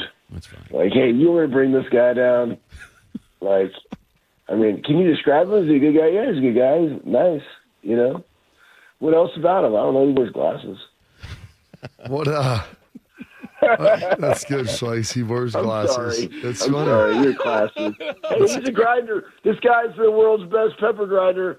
Let me tell you, out there just swinging every day, out kicking his coverage. Yeah, indeed. Yes, that's true. What does your week look like next week? I mean, how do you structure this stuff with the Ohio State game on Saturday? You've got in-laws in town. There's a lot of football to be watched. When do you guys eat Thanksgiving dinner? I know there's people that eat closer to noon. There's some people that eat closer to the evening. Yeah, I don't know. We just kind of eat it when it's time to eat, When is it time to eat, though? I don't know. You got to cook it. People got to get there. All I'm looking forward to is pumpkin bars because my sister makes my mom's recipe, and I enjoy those thoroughly. I literally will eat the entire tray of pumpkin bars. Bring me the whole tray. I'll just sit there and just eat it. Diabetes on high alert, right? Get it ready because we getting close. We getting close after that meal. But I don't know, roughly 2, 3, what? I don't know. Lots of games on. Lots of things. Then you got Black Friday. Now, my wife, she didn't really like to shop. My daughter, she does. So guess what? Buckle up, Buttercup. We going shopping. You'll go shopping with Faith. Yeah, I'll go shopping with Faith. I don't care. I like looking at stuff. The best part about when you're older, is that you're like, man, we really need that at the house. That's what Black Friday is, guys. That's what Amazon Prime And like the Cyber Mondays are for, those are for stocking up on the things that you need at your house that you got to get dirt cheap. You know what I mean? And then, hey, what do you want for Christmas? Don't worry about it. Why? Because I'm just going to buy it for myself, so don't worry about it. Because I don't want you to get it and buy me something crappy, and I ain't going to wear it. Patrick, Nice. Patrick in the chat's got a few questions. He wants to know if you, I do say this. The only thing I wanted for Christmas, you guys ready for this? I found it. I want this belt. It's got eagles on it. Okay. Like imprinted on the belt. Like America. That's what I like. That's what I told my Nana. See, what do you want for Christmas? I was like, I want this belt right here. Matter of fact, here's a coupon. They keep hitting me up. Get this belt right there. What, did you find this in your Instagram feed? Yeah, man. Yeah. Patrick wants to know, do you cook the turkey? Do you personally cook the turkey? No, that's my Uncle Coach Mike. Okay. Uncle Coach Mike deep fries the turkey. That was the other question. If it was fried or oven Deep fried. Okay, it's fried. And then do you also do a ham? Yep. Is there any other meat that will be served there? Turkey and ham. Okay. I don't know. I'm not against I the like third rolls. meat. You like rolls? I like rolls. You know what I really like? You guys want to know what I really like? You want to know what I really like? Pumpkin My bars. wife last night, she found this on the IG feed. Hey, you know, when you have a really good, clean IG feed, you know, good things can pop up, a.k.a. belts. I get a lot of those flip wallets, you know. I see a lot of those on there. I don't need one. I've rocked a Ridge wallet for like, I don't know, 15 years. My wife found this thing on there about cooking sweet potatoes. And you bake them in the oven, you cut them in half, and you put them on the foil, and you bake them for like 45 minutes at a certain doomaging. Let me tell you guys something. Those things were so dadgum good last. I put a little honey on there because it's sweet like me. And those things were so good. Now, at Thanksgiving, I love the sweet potato with the brown sugar and some of the marshmallows. You remember that place? What was that? Boston Market used to have a banger. Yeah. Of a really Kellen Winslow good. used to go there. He enjoyed it. He did. Who did? Kellen Winslow Jr. Yeah. Soldier. Yeah, soldier boy, man. He's trying to get with 80-year-olds. Well, they go to the Boston Market. Well, you know what? Hey, here's the thing. Like, I don't know why you had to bring that up. I'm talking about sweet potatoes and marshmallows and brown sugar on top, man. And you bringing up that. What are you trying to insinuate? Well, that he was servicing himself in a public parking lot, and they asked him what he was doing. He said he was looking for a Boston Market. Just as long as you ain't doing it on the sweet potatoes. He said he was okay. To each their own, man. I mean, like, hey, look the other way, right? I don't think with Winslow we could say look the other way and each his own. I don't think that qualifies. I understand what you're saying in general. No, it's not. It's not. That's nothing like you break the law, but you're out there, what do they call that? Basking the turkey or something, out there in the deal. Like, that's on shaking you, hands man. with the unemployed. I'm just trying to get over here and give me some marshmallow sweet potatoes. You know what I'm saying? I'm not going to let that ruin my day. I mean, that's on you, buddy. You got some problems, but, I'm here for the sweet potato. Schleggs, you're the man. We appreciate it. And, just let me know about Thanksgiving. I'll, talk to your in-laws and just give me a final call on that. It'd be four of us, probably me and the wife and the kids. Just let me know. Yeah, you come down and ruck. We all know you need it.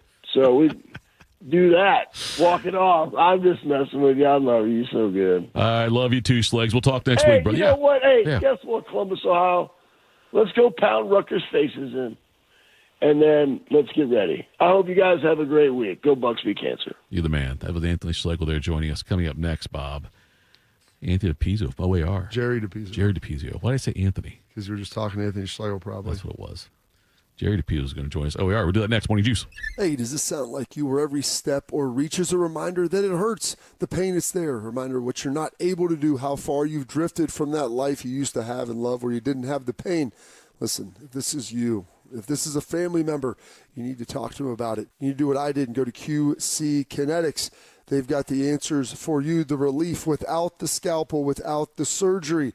At QC Kinetics, they tap into your body's own regenerative power. The damaged tissue, it can be healed by itself. It's not science fiction. It's your body's comeback story. The very cells in your body can help you get healed with no surgery, no pills, no long recovery, just remembering how to move and feel alive again so you can golf, hike, do all the stuff you love to do. So go check them out at qckinetics.com/Columbus or 380-208-4544. They have offices all over Columbus, so be sure to check them out at 380-208-4544. The best words to hear at the TSA security checkpoint? You're good to go. All it takes is a little preparation. Get to the airport early. Bring a carry-on bag that fits in the overhead, and have an acceptable ID.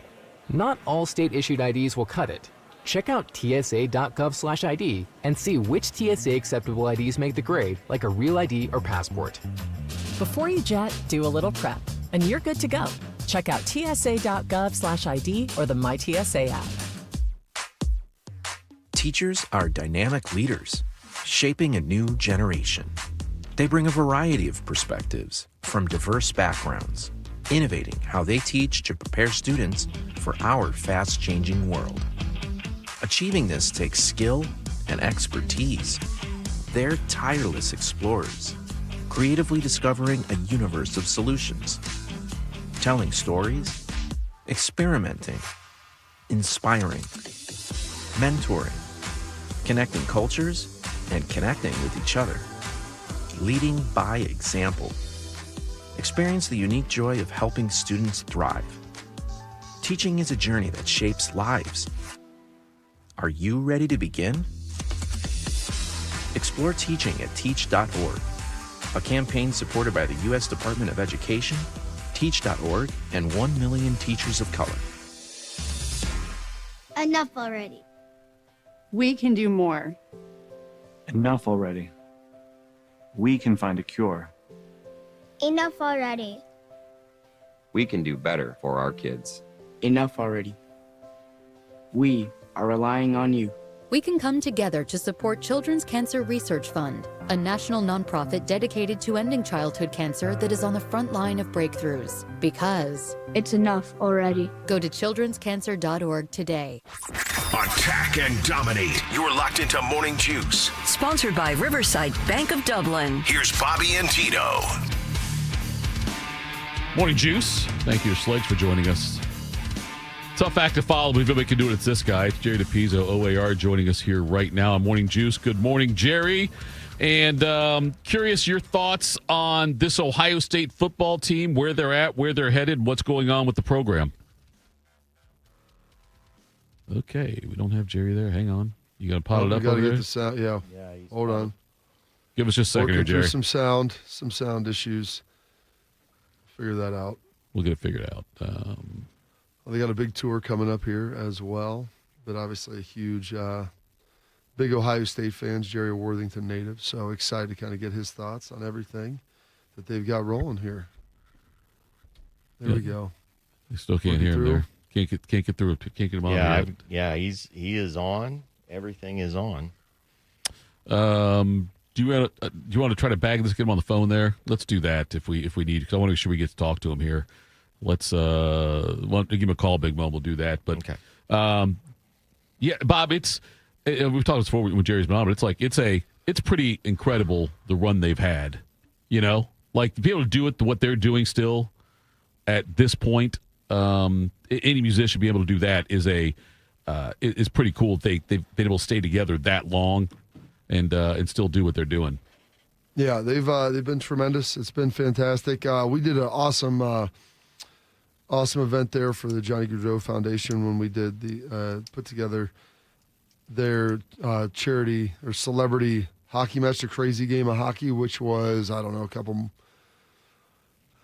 month and a half ago maybe. I want to say, maybe 2 months ago. They had down at the Ice House at Nationwide. So, it was very well received. They were very happy with the turnout and everything. And it's a great way to raise some money for a great cause and bring some awareness to the 20th anniversary of the Jackets. And you are undefeated now as a charity game ice hockey head coach.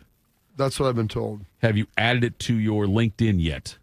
No, I have not added that to my my profile, if you will. Yes, your profile of that. It seems like that would be something you could do. Anyway, so yeah, we'll get Jerry on here momentarily here from OAR. Don't know what the He had such a great backdrop too. He It did. looked so good. Was that a fabricated backdrop or is that his real backdrop? I don't know. I'll figure that out. You can ask him. All right, we got Jerry DePizzo now here from OAR. Was that backdrop that we got to see? Was it fabricated or is that an actual backdrop? That's you can stretch a buck in Columbus, Ohio, boys. You know that. So I was at my home office and enjoying this lovely early morning. Let me ask you this: being a musician and obviously having a family, everything, living in Columbus, Ohio here, do you have a studio that you can play in that's like soundproofed in your house so that you don't have to obviously upset your daughters or your wife? I do not. I have a beautiful, lovely setting at which I record and practice, but I have to be sensitive to folks around me. So nothing like seeing my wife as I'm trying to get ready in the morning and practice a little bit of saxophone stuff. So I try to be very sensitive to their needs and such. And usually when they get out of the house for the morning and stuff, that's when I turn the volume up. I love it. I love it. Talking to Jerry DePizzo, sax player, OAR. They are going on tour. They are going to be out. They've got the show coming here to Columbus September 10th, 2026. Gavin DeGraw, KT Tunstall will be with them as well. So go check out and get some tickets. Right there. You guys are on a little break this week, but you also are going to be heading out again here as I was looking through some of the stops. You're through the rest of the winter. Yeah, we're winding down for the year. We had some great events all through the year. 2 of them in Columbus. We're at Pelotonia this year, which is an amazing experience, and those are fantastic folks, and it was an honor to be a part of that. We did our crazy game of hockey, which you were a part of with the Blue Jackets this past October. Congrats on the win there, Coach. Appreciate that. I was thrilled that everybody got off the ice with their ACLs and hamstrings attached, so I was thrilled for that. But yeah, we're winding down the year. We just launched our summer tour for 2026. It's our 3 Decades tour. Next year, we're celebrating 30 years as a band. It's pretty wild. And we're thrilled to be coming through Cincinnati on the 4th. We're going to be in Columbus at the LC on September 10th. And then for the first time ever, we're going up to Blossom. We're going to headline Blossom in Cleveland on the 11th of September. So far back in the calendars there, but we're excited to launch everything, have it out, and see everybody come September in Columbus and in Ohio. Jerry DePizzo joins OAR. Have the shows and the tours changed over the years? Like where you are now in your life to where you were when you first started this crazy road you guys have been on. What are some of the biggest differences about what it was like then on the road and on the stage and what it's like now on the road and on the stage? There's so many similarities. I mean, there's a lot of differences too. I think it's how we get there is probably the different part of it. We were generally crammed in a van, all of us together, and what a fantastic adventure was, piling up in a van on campus and then taking off for the weekends and going through the Midwest and East Coast and driving all the way through the night to get back to class on Mondays and things, and that was amazing. And then we went off and got on a bus and went through this country with our friends for years and years and years and never came home really, not that much. So really, the difference between now and then is our desire to get home, and it's planes, trains, and automobiles really for us to go out on the road, have a couple days off, zip home, spend it with the family, and then get right back out there to have a good time with all the OAR fans in the country.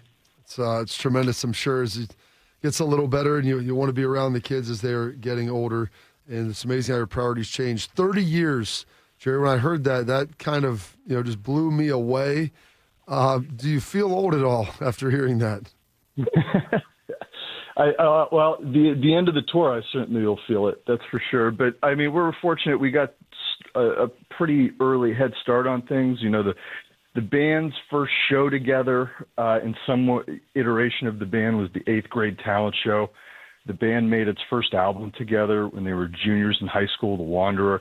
And I met our singer Mark at freshman orientation at Ohio State in 1997. So it's, you know, we were fortunate that we linked up and met each other early in life and had some early wins and successes, and we're able to carry it along for, you know, now into our third decade. And it took a lot of folks to help us with that, and especially like the folks at Promo West and, you know, Newport and things like that. Those are some of our earliest and dearest partners in this business. And, you know, really all the folks in Columbus, Ohio who have supported us now for just about 30 years.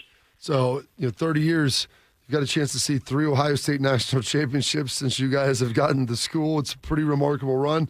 Maybe on the precipice of a 4th. What have you kind of thought about this season? Just incredible. I was at the UCLA game on Saturday. It looked like a JV team playing the state champs. I mean, it was just incredible.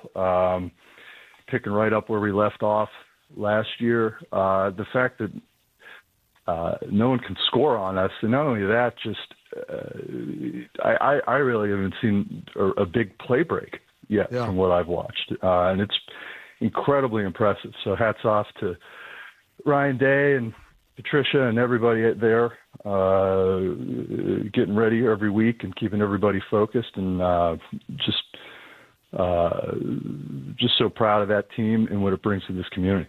Talking to Jerry DePizzo, OAR saxophonist, 30-year tour coming up here. They're going to be stopping through Kemba Live in Columbus on September 10th, 2026. Gavin DeGraw, KT Tunstall also mentioned going to be in Blossom and down in Cincinnati, right wrapped around that. So a nice little Ohio flavor there come early September.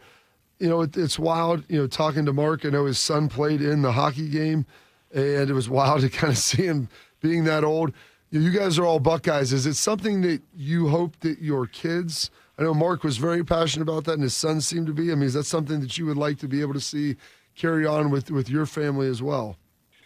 Very, very much so. I think, my oldest daughter's 20. She's a junior at CCAD. She went to art school here in town. You can get a great education here in Columbus. I know Mark's boy is destined to be a Buckeye. And I know that's something that they would love to see. And my youngest, while in 6th grade, is a Xerox copy of my wife, and we were both Buckeyes. So I expect her to study real hard and to put on some scarlet and gray here in a few years. Jerry, not to insinuate at all that you're looking to leave OAR, but if you dream at night about a band asking you to perform with them, what band is that? Honestly, I got the best saxophone job in the country. I really do believe that. I only ever wanted to be in a band, and I'm in it. I achieved my dream early and still living in it. So the honest answer is 0. Not another band. I don't want to do anything but be a part of OAR and make it the best it can be. The boss calls and says Jake Clemens has to miss the show in Columbus. You available? Do you answer that call? Oh yeah, I'd kill that job. Okay, I would knock that out. Yeah, right. There's nothing like playing Born to Run on stage. That's something special. We actually did that a few times, playing Born to Run in like New York or New Jersey. I would encourage everybody to try to do that at some point. It was pretty special. How tough is that to play that song from a saxophone perspective? I would say it's not tough in the sense that you just got to learn the part, but then just the audience is so excited because they love that song, especially there. They just. I remember we practiced at sound check, and so you have a few hours before the show and stuff. And some people like to tailgate in the parking lot, so we were out in New Jersey playing that song at sound check, and you heard what sounded like boos from the parking lot through the entire show, and it wasn't. They're going Bruce. They could have said Nuge. They know you're a Buckeye. Maybe it was Nuge. Yeah, might have been. I don't know, but they loved Born to Run, and they loved all the OAR songs too. But I got the best horn gig in the country, and very proud to have it. By the way, that's pressure playing Born to Run in Jersey. Like, Oh, yeah. you've got to nail it. The scariest thing ever is playing the national anthem. I don't know how folks do that day after day. I've done that a few times, and that's the scariest I've ever felt on stage. Appreciate the time, Jerry. Thank you so much. Looking forward to you guys coming out here and on your tour. 30 years, amazing. Congratulations on that. But we'll keep giving away tickets. So we got a couple of giveaways we've done already, and I'm sure we'll have some more information about that as we get closer to that date in September. We appreciate it, buddy. Take care.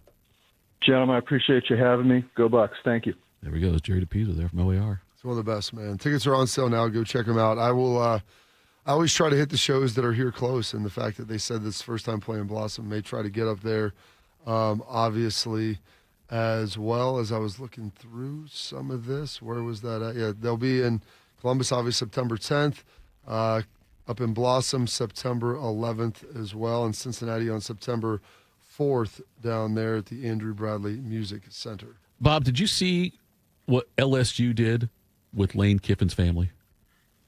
Flew the family out to Baton Rouge to check out the campus and the area. Flew the family out there. Not Lane, but like the rest of the family flew out there. Give him a tour. Let him see what it's like. And I heard they said Ole Miss is giving him an ultimatum. Yeah.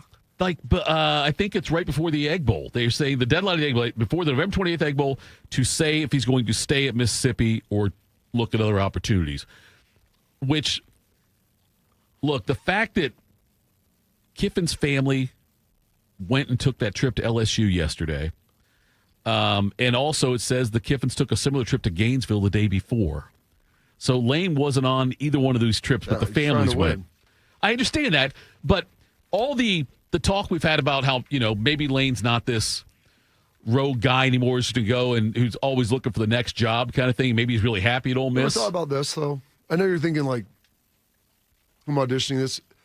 His family looks at this and said, Dad, there's all these opportunities. Right. Do you really like it here? Well, let's go check out the other places and tell me what you like more. Do you like where we're at? Do you like our family? Like what's going on, where we're living? Right. Or would you rather go here? Because everybody talks about how these jobs are better, and maybe he wants to stay, and telling them, you go tell me what you think. And it may almost be by them going there and experiencing it, maybe trying to convince them of saying this is the best spot for us.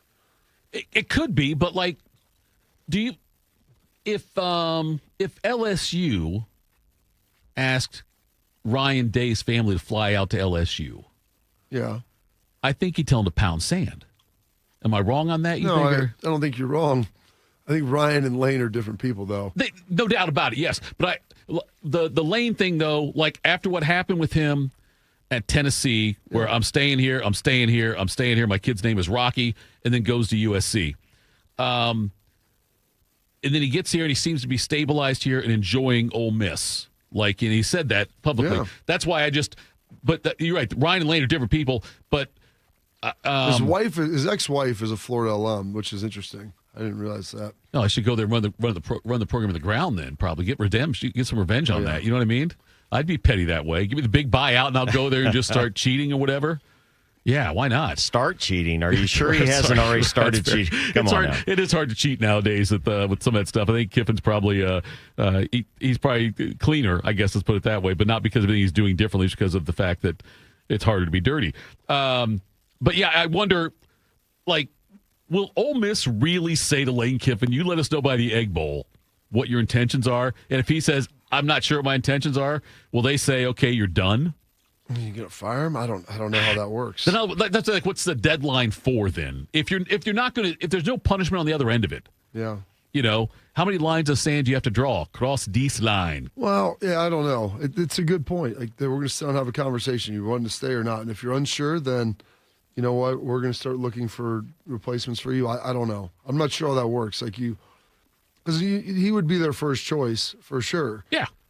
To keep, but you obviously want to make sure that you're not left holding the bag if he leaves. They've built a pretty good program there. Lane has built a pretty good program there, and they want to keep it going. They're used to winning. Do you think they'd go after Brian Kelly if he left? No. I don't think Zero so. chance. I don't think Brian Kelly coaches again, to be fully honest with you. He's 64 years old. Yeah, I know. And he's not a fit at that job about as much as he was a fit at LSU. I've also felt like Ole Miss always felt like they were overinflated in their own minds. They felt like they were more important than what they really were in the SEC. It was just the way I always saw that. Everybody feels like that in the SEC. Yeah. Everybody thinks that they're a player or two away, a player from here, from being able to win the SEC, which is why the conference at the bottom is far more competitive than the Big Ten, because people here in the Big Ten, if you're Rutgers or Maryland or, I don't know, it was probably like that with Illinois for a while and Northwestern at times, they're just content to being bad. Yeah, I just feel like push it. I just feel like Ole Miss and Kiffin, if it's a battle of ego, it's almost equal to me. I think the Ole Miss people have as much ego as he does. I think that when Kiffin got there, I'll make up a word, as overinflated as Ole Miss I think was, they got overinflated her with Kiffin being there, and some success they've had also. But I wonder what's going to come about of all of this if on October 28th he says, you know what, I'm not sure. But could you see Brian Kelly going to Boston College? If he's going to go anywhere. If he's going to go anywhere, though, I feel like, being He went to LSU to win a national championship. Right. Are you winning a national championship at Boston College? No, you're not going to Boston College. I don't. But there's not many schools I would say you're going to win a national I championship think he at views anymore. that as belief beneath him, and I don't think if there's a school that would want him that he thinks could win, and I don't think any of the schools that could win would want him. And I don't think he'd be a good fit at him anyway. He's Boston. Is he up in that area right north? Yeah, he's a Boston guy. Boston guy, yeah. That's why I kind of wondered about that, if there would be any kind of desire to try to get that program back to mediocrity, because they've been bad the last couple of years under Bill O'Brien. But anyway. All right, coming up next, we will wrap things up. Tell you who's got us. Oh, let's do this first, Bob. See, I almost did it. I almost skipped it here. Oh, you hear the sound. You know what it is. It means it's an appetizer Threes Day. The featured appetizer is $3 all day long. And that featured appetizer is cheesy bacon wedges. They're delicious. They're fantastic. They're $3 all day. Now you get a chance to win a $50 gift card. 614-821-1460 is the number. Schlegs was talking about some of his Thanksgiving treats. He mentioned one being his favorite, far and away. What is it? Get it to Mo. 614-621-1460. 821-1460 is the number. Answer it right, get the $50 Roosters gift card. I wonder if there's somebody out there right now whose number is 621-1460 getting bombarded with calls. Would that be great? Yes. That'd be fantastic. From the guy who would have the robocalls call his buddies. Call my friends to say to them, hey, you want to switch to T-Mobile. Coming up next, again, 614-821-1460. Call in with that answer. Get the $50 gift card. We'll wrap things up. Tell you Scott's Juice, Morning Juice.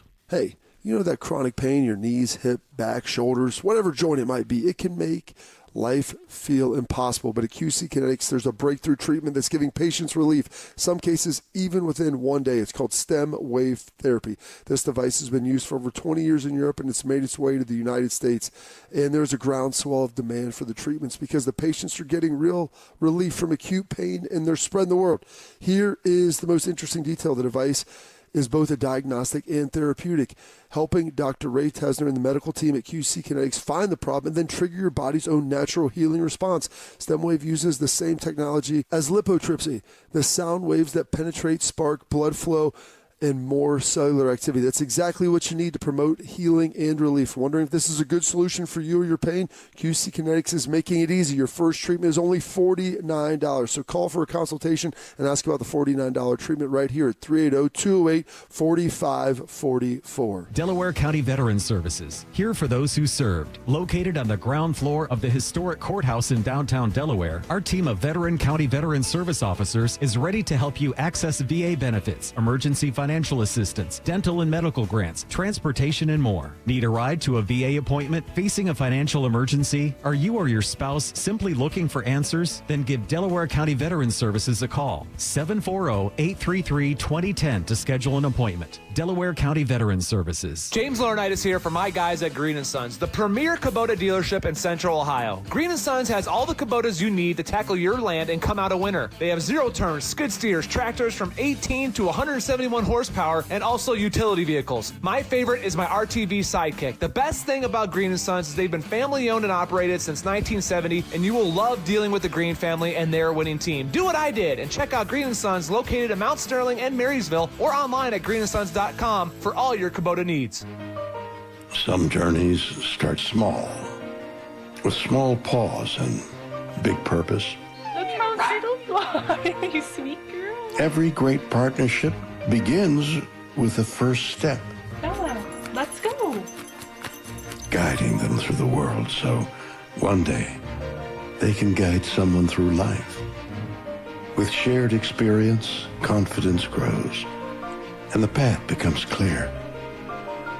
It takes time, patience, and love. But the reward lasts a lifetime. Hey, good girl, Bella. You don't just raise a puppy. You raise a future. Become a Dogs Inc. puppy raiser. Give a dog a purpose. Give someone hope. Learn more at dogsinc.org. Bobby knows what it's like to be a winner. Tito knows what it's like to be thrown out of an all-you-can-eat buffet. You're here 4 hours. This is Morning Juice. Do you need a bank that truly values local business in this town? The opportunity to work alongside them as partners, whether you're a small business or a large operation. Riverside Bank of Dublin, they've got the right tools for the job. Riverside Bank of Dublin has the experience of working right here in Central Ohio. They understand the business climate in our area. They'll help you reach your goals, whether you need an SBA loan to get your business off the ground, a line of credit to keep your business running smoothly, or equipment financing to get your business up to scale. Riverside Bank will tailor a solution that fits your needs. Visit them at riverside.bank or stop in to get to know them in person at 6300 France Road. Riverside Bank of Dublin, member FDIC, equal housing lender. All right, let's do it.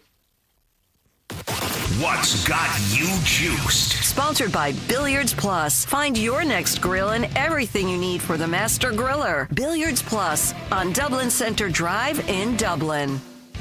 I suck at billiards. That surprise you, Bob? No. Pool? Pool. What's the difference between pool and billiards? Is there a difference between pool and billiards? It's the same thing. You know, one makes you sound like you're sophisticated. The other one you do drunk. That's what I'm thinking of, yeah. I am awful. Anyway, it's a Tuesday. What's got Schleg's juice? I've killed over 700 pigs in my life. I've killed 12 pigs in a night and then catch a bunch of blue cats and go to downtown Fort Worth, feed 600 people. It was awesome. I mean, that was like every other weekend. And it was also kind of my conditioning because back then in the early 2000s, I didn't have a four-wheeler. So we just backpacked them out of there. Should have been working on more hip mobility back then, but you know, whatever. He's something else. Wow. Well, I am juiced. Number one, I had mentioned it the last time I was here. The Saskatchewan Roughriders of the Canadian Football League won the Grey Cup, and their quarterback is from my hometown, Trevor Harris, and he was named MVP, so I'm juiced for that. I also wanted to mention, I kind of want something that Schleg's had mentioned, wanting a belt. I'd asked my wife if I could get a mistletoe belt buckle, and she said no. So that's a great idea. I know, isn't it? Really is. Until your wife tries to hang it up with a nail.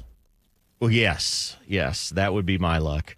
Or the mistletoe belt buckle would cover everything up, anyways. So, something that's got me a little bit reverse juiced, and I've been kind of just dealing with it. I'm getting so sick and tired of people in the media going on and on about how boring Ohio State is. I'm so done with it. If you're looking for something to talk about, and just keep going and going. And I thought maybe once you saw Texas A&M have a hard game against a team that they shouldn't have, I thought maybe it'll slow down. Now they're talking about Georgia. Oh, Georgia might be. And then they'll look at Ohio State and go, well, they haven't been tested like the other teams. And Booger McFarland is like one of the worst. First off, why would we ever listen to somebody that's named after something you pick out of your nose and eat? As a football connoisseur is beyond me, but I'm just so sick and tired of it. Can we just accept the fact that this is a good team? Yeah. And, yeah, nobody's wrong about they haven't been tested, but that doesn't mean that they can't pass the test. And I know it's just talking heads, but that's been getting on my nerves lately, so that has me juiced on the reverse side. Change the word boring to uneventful. Okay, boring is it's uneventful, unchallenged. Yeah. Say that, too, if you want to. It's still a fun team to watch. Unrivaled. It's a damn unrivaled. There you go, Bob, even better. Penn State. Yes. But I'm just saying, like, you can the word boring has got a certain connotation to it, but if you say they're unchallenged. It's different. Yeah, and if they do get challenged, I think they will pass that. But let's just enjoy the fact that we're seeing something that we haven't seen from really any team, this kind of dominance in quite a while. Yeah. So let's just enjoy it. But I also know we're talking about ESPN, who hates everything Big Ten. So I'll just listen to Fox, I guess.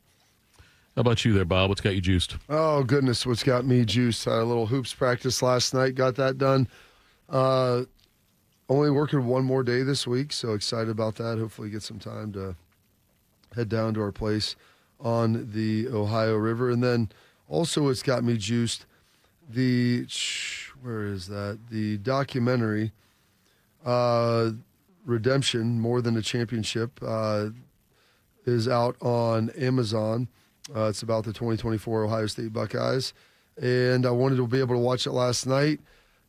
Didn't get a chance to. Tonight, I'm going to try. I've got to do a playoff rankings reaction show on XM at 8, but I'm going to try to sit down and watch it prior to that, and maybe some of my kids might dive on in it as well. So excited to maybe take a little peek of it.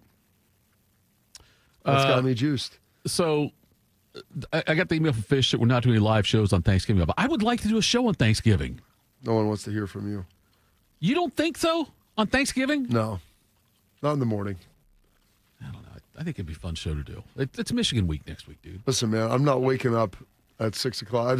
I get up early every day. Right. Even on days that I'm not in here, I usually wake up and go work out and do things. Yeah. On Thanksgiving, I sleep in. I battle off. You do sleep in. I battle off my hangover from Wednesday night and usually get up about 9:30, 10 o'clock. I might go take a jog or something like that, and then shower up and get ready to eat and watch football and hang out all day.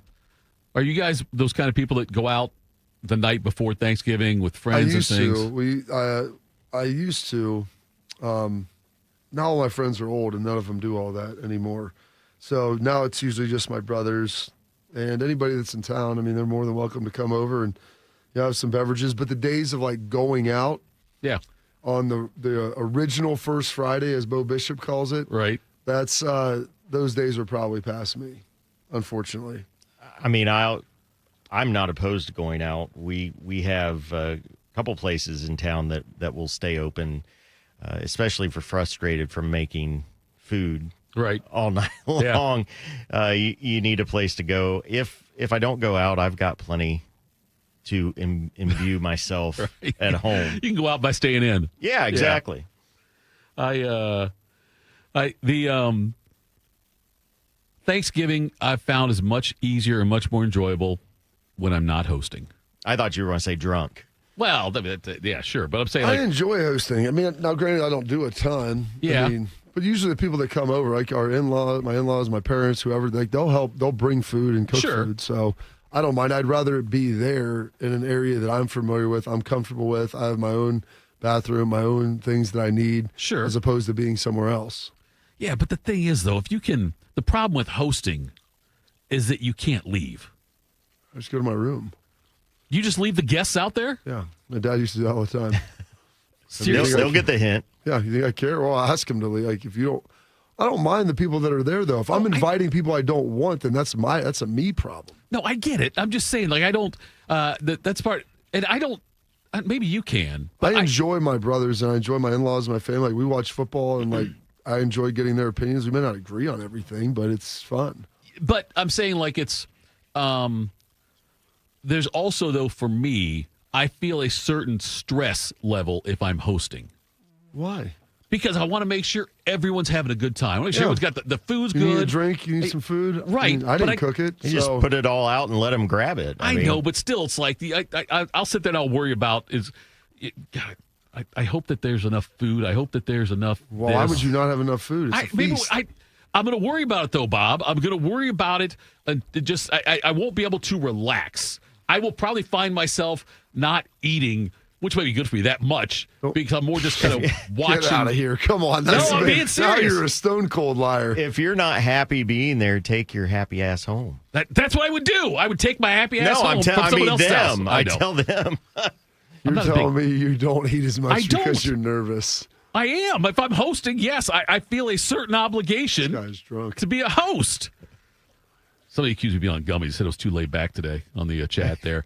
The best meal usually, though, Bob, is the second meal or the next day meal. See, we just leave it all out. We would always eat early. My wife's family would eat later. So there was a time where we would eat at my parents', and then we'd drive to Portsmouth and eat again, which we don't do that anymore. But I mean, we'll eat it probably like 12:30, 1 o'clock. I don't understand people that wait till like 5, and I get that.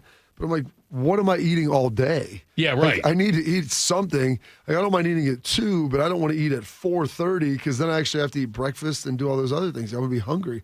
So, usually eat around 2 o'clock, 1:32, depending on when we're going to do that. And then, we'll just leave it all out and then eat again at like 6:30 or 7. Yeah, there's nothing better for me than having the second round of like ham with stuffing. Yeah, we do that same thing on Christmas. I'm not a turkey guy. Stuff out. You're not a turkey guy. No, What? You a communist? I don't like turkey. I really don't. I don't have things. It's good. You can go to Russia then. No, with turkey and ham, but Schlegs having ham too.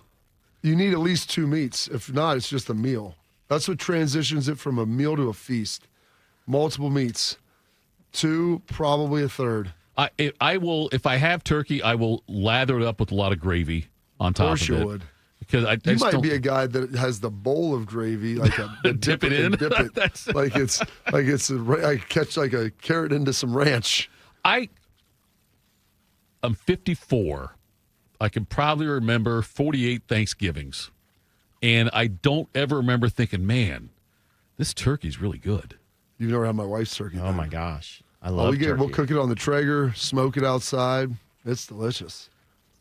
By the way, sounds like an invite, didn't it? There too. That did. Sound like you can come by. Listen, I have no problem telling people to leave either. So you want to come by, and if you want to be thankful and enjoy it and have a good time, then that's fun. If I was coming, I'm bringing food and I'm bringing drinks. So, well, let's not commit myself to anything else yet. But I'll come dressed as a pilgrim.